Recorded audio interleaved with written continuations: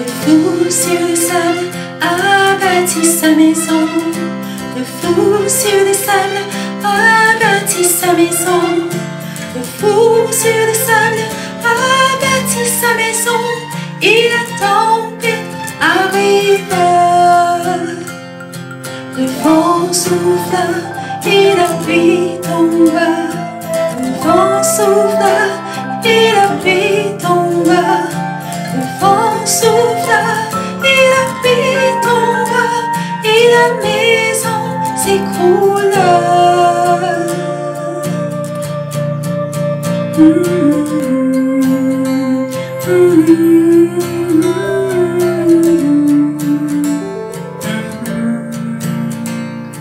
Le sage sur le roc a bâti sa maison. Le sage sur le roc a bâti sa maison. Le sage sur le roc a bâti sa maison. Et la tempête arrive. Le vent souffla et la pluie tomba. Le vent souffla et la pluie tomba. Le vent souffla et la pluie tomba. Et la maison résista.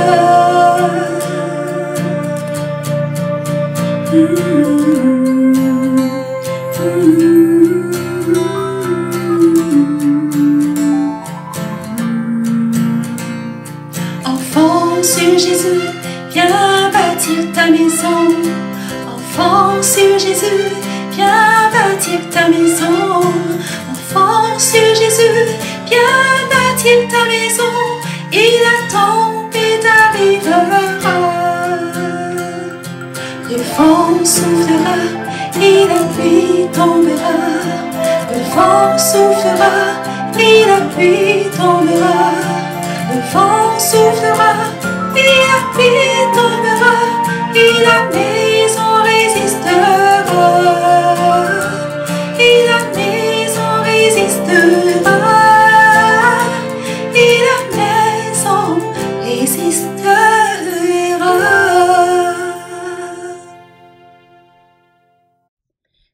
Bonjour les enfants, bon sabbat. J'ai entendu et lu dans la Bible que Jésus racontait des histoires spéciales appelées des paraboles.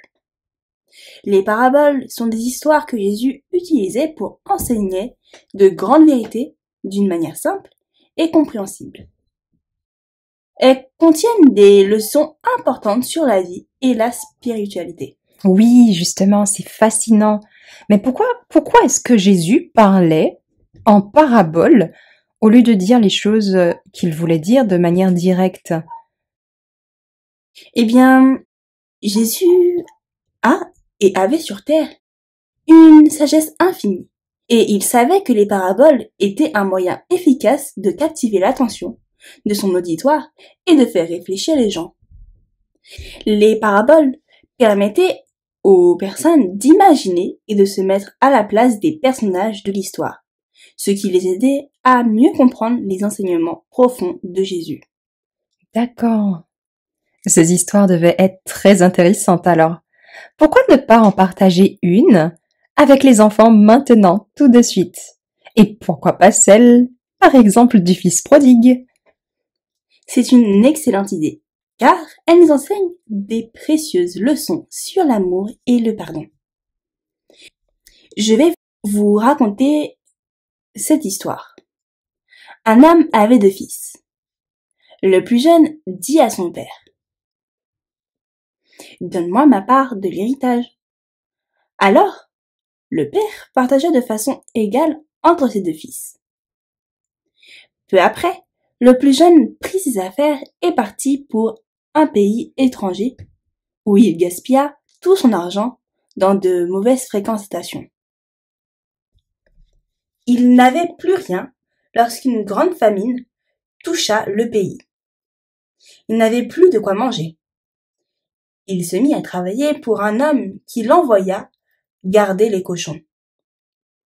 Il aurait aimé manger la nourriture des cochons, mais personne ne lui en donna. Alors, il se mit à réfléchir. Les ouvriers de mon père ont de quoi manger. Et moi, ici, je meurs de faim.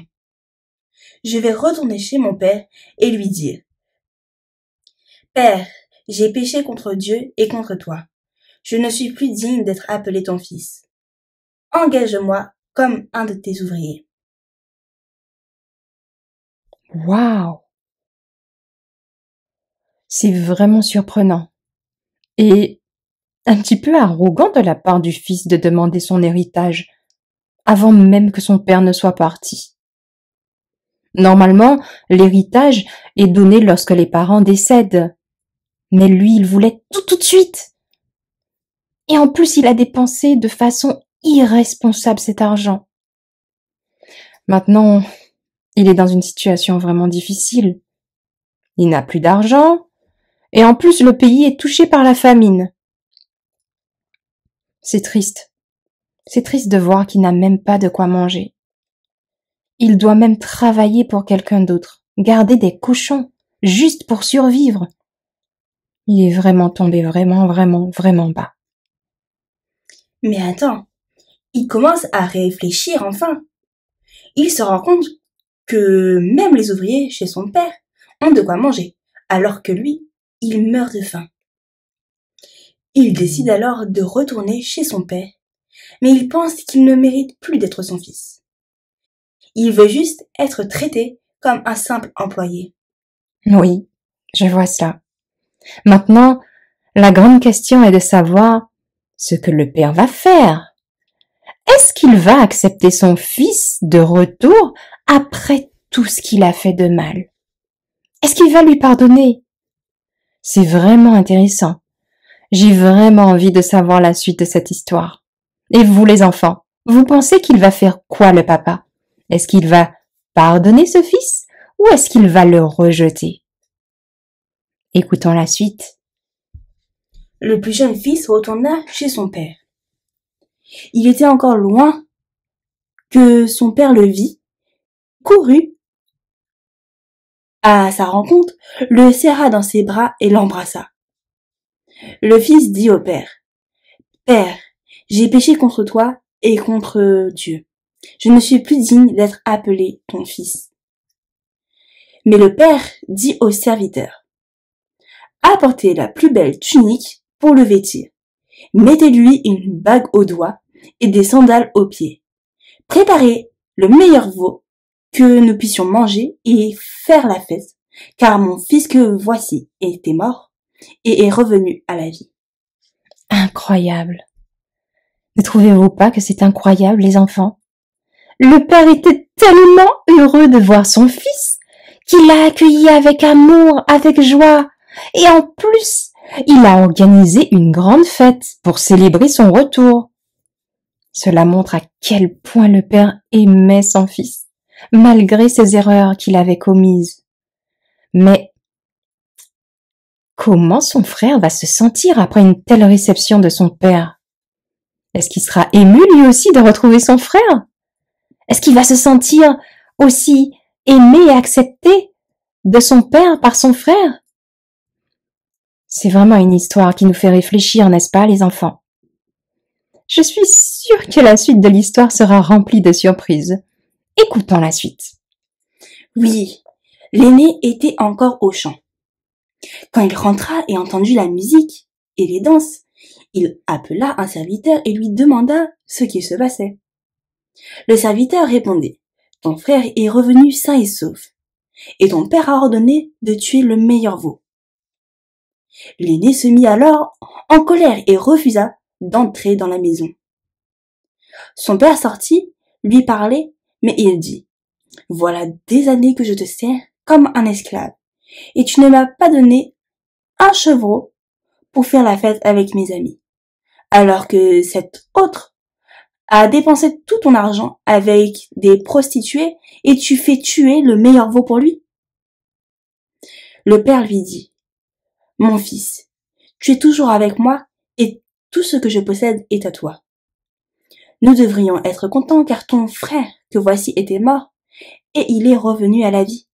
Il était perdu et il est retrouvé.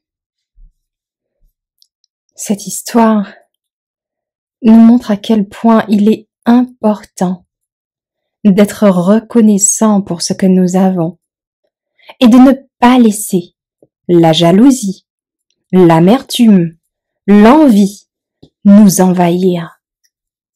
Le Père veut rappeler à son fils aîné qu'il l'aime tout autant et que la joie du retour de son frère est une occasion de célébration pour tous. C'est vraiment une belle histoire de vie, n'est-ce pas? Nous devrions être heureux lorsque les autres trouvent le chemin de la rédemption et du pardon, car nous avons tous besoin du salut que Dieu nous offre en Jésus. Amen. Oui, c'est une très belle histoire. Et nous ne devons jamais oublier cela. Même lorsque quelqu'un fait quelque chose de mal et qu'il se repent sincèrement, il y a beaucoup de joie dans le ciel, même plus que pour ceux qui n'ont jamais fait de mal. Amen.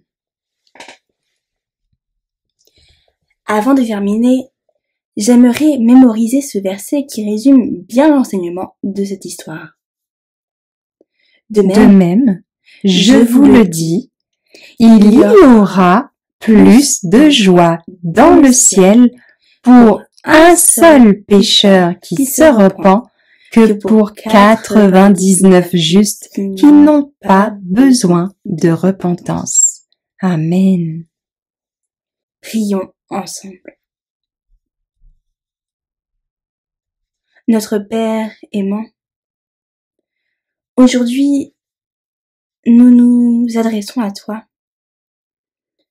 avec amour et reconnaissance. Nous sommes reconnaissants pour l'histoire merveilleuse du Fils prodigue, qui nous montre combien tu nous aimes et combien tu nous pardonnes. Seigneur, aide-nous à comprendre que nous sommes tous tes enfants et que tu nous accueilles les bras ouverts, peu importe les erreurs que nous avons commises.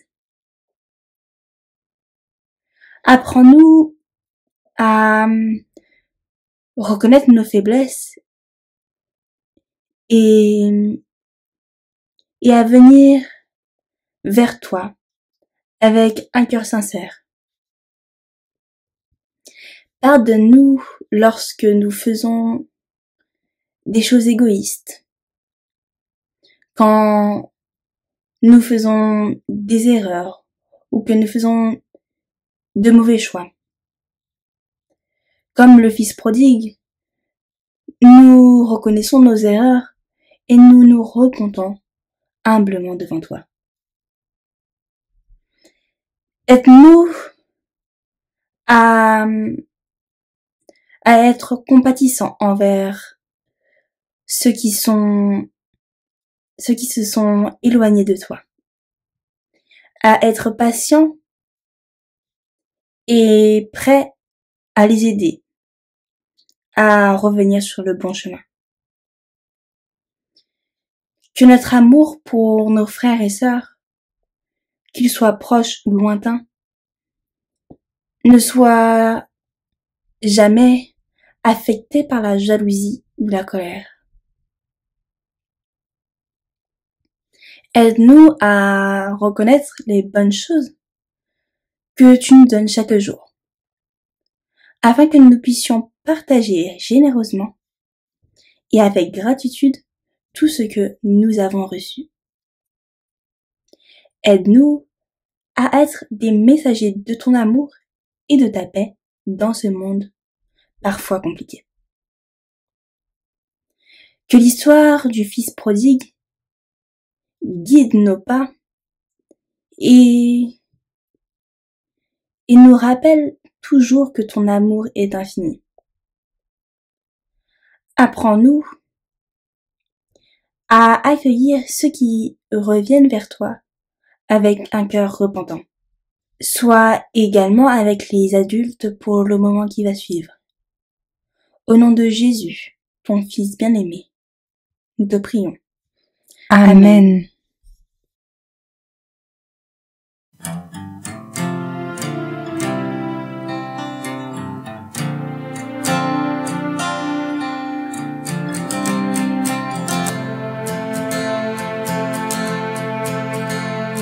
Le fou sur les sables a bâti sa maison. Le fou sur les sables a bâti sa maison. Le fou sur les sables a bâti sa maison. Et la tempête arrive. Le vent souffla et la pluie tomba. Le vent souffla et la pluie tomba. Le vent souffla et la pluie tomba et la maison s'écroula.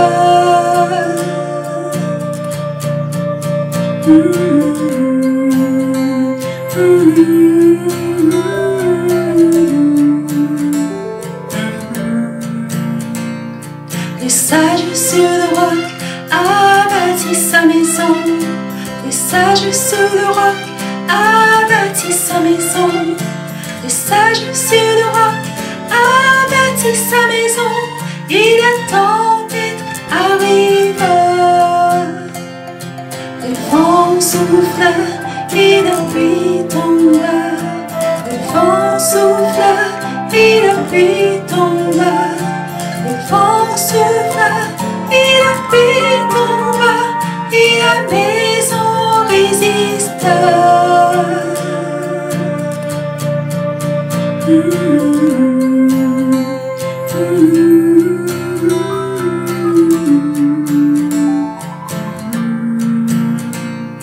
Enfant sur Jésus, viens bâtir ta maison.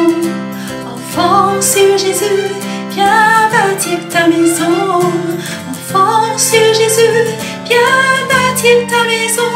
Et la tempête arrivera.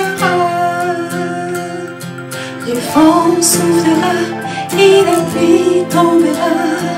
Le vent soufflera et la pluie tombera. Le vent soufflera et la pluie tombera. Et la mer